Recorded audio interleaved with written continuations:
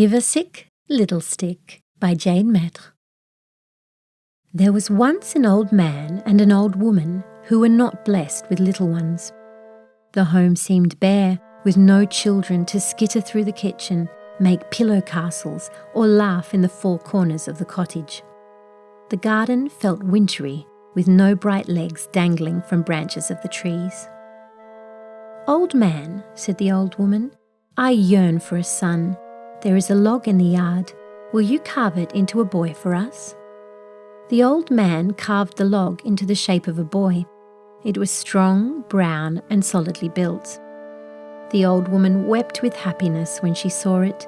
She kissed the tip of its nose and placed it in the same cradle she herself had slept in as a child. The next day, the log was gone. In its place was a soft, curled, sleeping little human. It had turned into a real boy. His mother called him IVASYK Little Stick. IVASYK Little Stick grew with the speed of green leaves in springtime. He sprouted up like a bold tree, wiry and strong. He had a loving nature, a quick laugh, and a clever mind. Yet the home was too small for him, and soon the four walls could not contain him. He was mischievous and playful, and hung far too often from coat hangers, and swung far too often from doors. His parents realised they would need to devise some activities to occupy him, for they could not play with him all day long. "What would you like to do during the sunny hours?" the parents asked their son. IVASYK knew that he was intrigued by the river that ran by the end of their farm. It whispered to him, singing songs of silverfish and yabbies, pebbles and moonswell. "If you make me a boat and an oar, father," said IVASYK, "I can catch you fish for supper." IVASYK Little Stick soon discovered that he was a good fisherman, for he was patient and enthusiastic about his new activity.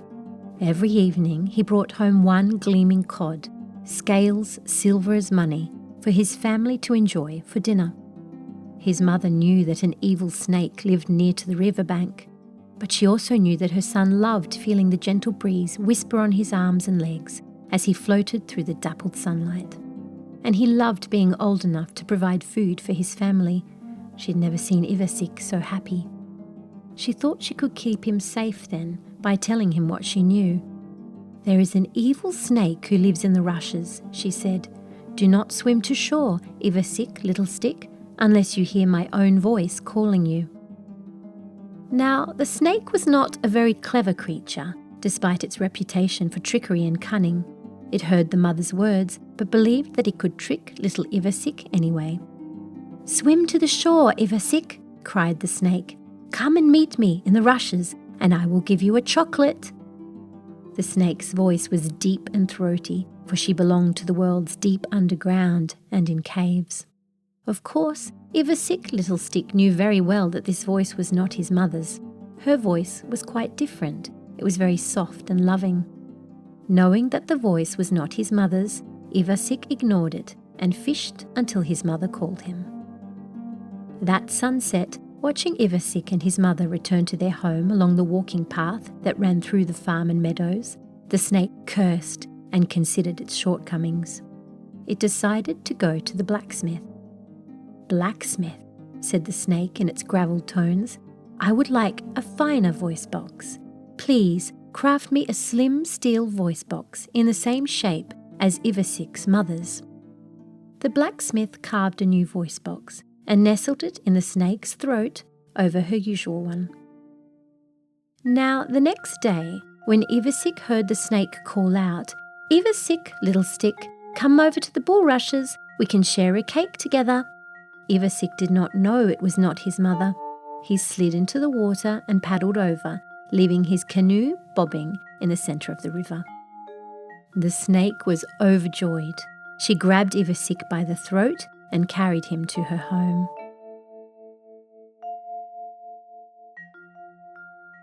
When the snake arrived at the front door, her daughter Olenka awaited. She was a sleek and muscled reptile who was often mistaken for an eel. Her skin was fiery red, and her two long fangs gleamed. "Put this boy in the oven," the snake said to Olenka. "I will tell our guests to come and feast on child with us." Olenka grinned, her pupilless eyes excited. She laid twigs and hay on the fire until it rose 5 feet from the oven. Then she wound her way around the shovel used for coal and held it towards IVASYK. "Sit on this shovel," she said, "so I can get you in the oven." IVASYK's mind was clearly no longer made of wood, for he saw the folly that such an action would bring him. He would be baked. So, being a clever little person, he only looked confused. "Shovel?" he said. "What is a shovel?" "This thing," said Olenka. She waved the spade in the air. It was already hot from the raging heat of the furnace, and she anxiously placed it down again. "Here, sit on it," she said. "Sit?" said IVASYK. "But I cannot understand your language. What does it mean to sit?" "Like you would on a chair," said Olenka, and she tried unsuccessfully to wind herself around a chair and show him. IVASYK only furrowed his brow and looked exceedingly perplexed. "But the shovel is not a chair." "It is like a chair. Here, I will hold it." "Why don't I hold it?" said IVASYK, "and you can show me how to sit on it." Well, like her mother, Olenka was not too clever, for a serpent's brain is as small as a bird's. When she wound herself on the shovel to show IVASYK how to sit on it, he gave one giant heave and pushed her into the oven, then slammed the door shut with his shoe.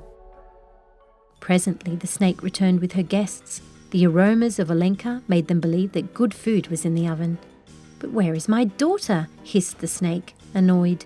She waited, but Olenka did not come to meet them. Eventually, believing her very rude, the snake told her guests to eat. They shoveled Olenka from the oven and ate her, believing her to be IVASYK, and tasting well deliciously of eel as well. The whole time the snake and her guests ate Olenka, IVASYK had been watching them from high in a tree outside the window. Only when they finished and they began to compliment the tenderness of children did he begin to throw stones at the window, which made them look up and see him there. "You have eaten Olenka," said IVASYK. The snake let out a mighty roar and thrashed at the glass. It shattered, and she and the guests streamed out and surrounded the tree. They gnashed their greasy teeth and whipped their tails at the trunk, but they could not gnaw away the wood, and they could not get IVASYK down. "Let us go to the blacksmith," cried the snake. All at once they turned and disappeared. At the blacksmith's, they asked him to fit them with iron teeth. Fearing their bloodlust and wild temper, the blacksmith complied. The snake and her guests all returned with iron teeth. With a sound of steel, they thrashed once more at the tree trunk and very nearly brought it down. IVASYK felt the groaning of the tree. Every clash of the creature's iron teeth made the branch he was sitting on lurch with sickening momentum. Suddenly, IVASYK noticed a flock of swans passing in the sky. "Help me!" he cried to the first flock, but they ignored him and flew higher. "Help me!" he cried to the second flock.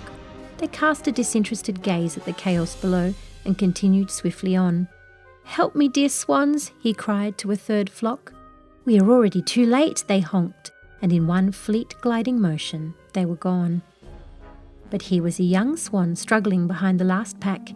He was sick and hungry and could not keep up with his brethren. "Please help me," cried IVASYK. The swan began to wing past, but then he felt sorry for the boy. He liked snakes no better than humans did, and circled back. IVASYK clambered onto his soft shoulders just as the tree cracked and rammed earthwards towards the frenzy.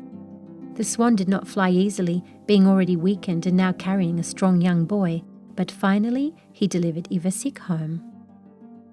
It was home. The air smelt of freshly cooking pies, and he could hear his parents talking in the kitchen. He stood at the window and called, "Mother, Father, let me in, it's your IVASYK Little Stick." They recognized his voice instantly and let him in.